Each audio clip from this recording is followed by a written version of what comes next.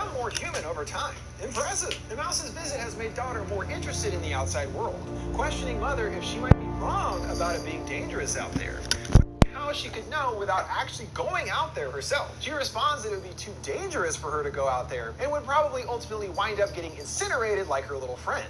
But she doesn't want her to be unhappy, asking if she has ever been wrong. And daughter can't argue with this, though she also has literally nothing else to compare to, which will soon change when an unexpected new person pays the facility a visit. Daughter hearing a faint knocking from the airlock, brazenly putting on a hazmat suit and opening the first door, approaching the outside one and calling out hello. A woman responds, saying she needs help as she's been shot, and daughter decides to open the door to see for herself, despite mother's constant warnings about outside. Opening it activates an alarm, and mother is launched after let on, an injured lady. Daughter granting her only access to the in-between zone, instructing her to put a suit on before she can let her in. The woman pleads for medical assistance, and as mother gets closer, she promises to help but tells her to stay down, slumping just out of the droid's sight as she shows up. She's still pissed though, scolding her for potentially putting herself and the embryos at risk, and daughter apologizes, promising it won't happen again. Mother agrees, punishing her by sending her off to do that big exam after all this mischief, slotting 60 minutes to complete it as she leaves to decontaminate the airlock. Worried she might find the woman, daughter gets to her first, taking her gun before shaking her back to consciousness. About to remove her mask to drink water, daughter stops her, but the woman tells her it's okay,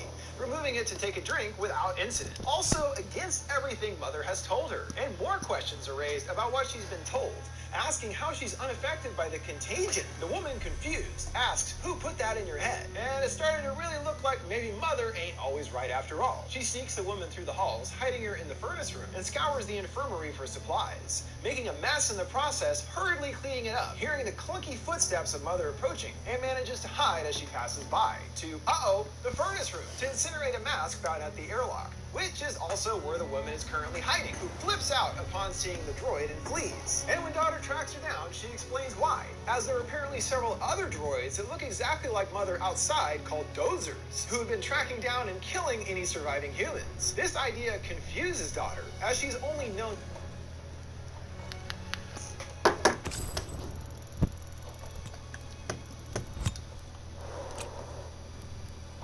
Hey, good to see you, soldier. I need your help with you. I was going to suggest that. Just off the line, sir? I got what you need.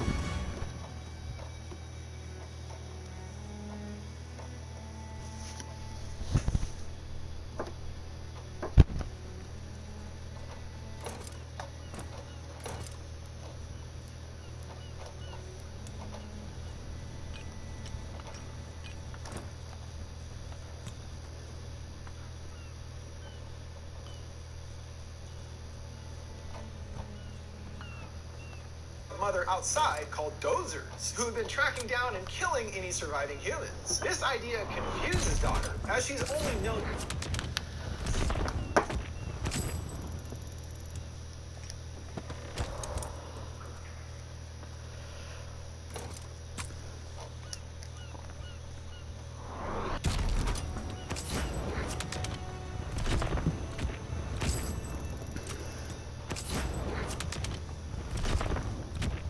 mother. Mother, who based on her experience would never hurt anyone. Snatching the gun back, Mother appears, and her hostile reaction fits in with what she was saying. Yet the woman doesn't really do herself many favors taking daughter hostage. Opening fire on the droid doesn't do much, grabbing her by the neck aggressively. Yet she was just protecting her daughter, as any good mother would do. And she relents when daughter says the woman is just scared and needs medical attention. And Mother behaves as we've seen, with compassion and kindness, offering to help and ushering her to the infirmary, asking the daughter to leave to ask her some questions, like about the droid that supposedly shot her and if she is on her own. Knowing her wound is most likely infected, she busts out a huge-ass syringe of penicillin. Seeing this robot coming at her, and based on her already described fear of the droids, she doesn't trust that Mother is really trying to help. She tries to calm her down, asking if there are others and that they could be in danger. The woman questions her, scoffing, oh, from what, a virus? Asking what she's told her daughter. And Mother admits that she has guarded her from certain facts, a different kind of lying. You just don't tell the whole truth. But points out that if she was only interested in her dying, she could simply leave her alone, suggesting if she won't let her help,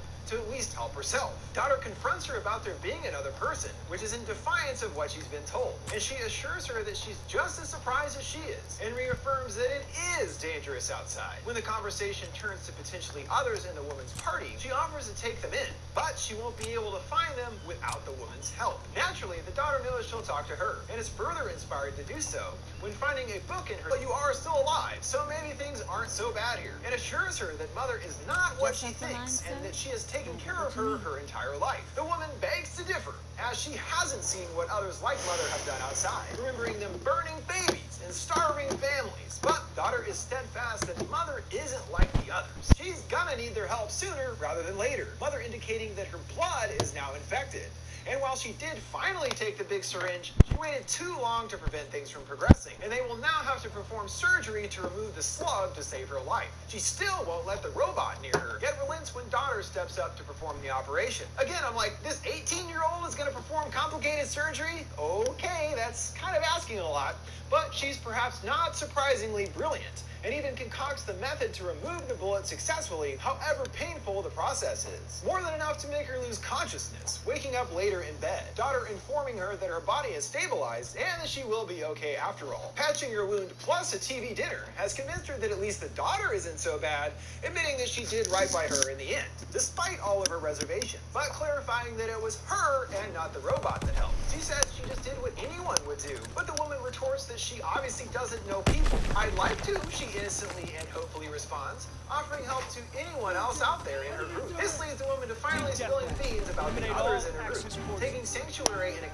camp called the Mines nearby, revealing what led her to the facility, saying she was on a run with another member in search of supplies, until they were attacked by the dozers. Jacob led them away, and his distraction allowed her to escape, conveniently winding up at the facility, showing drawings of Jacob and his wife in her book.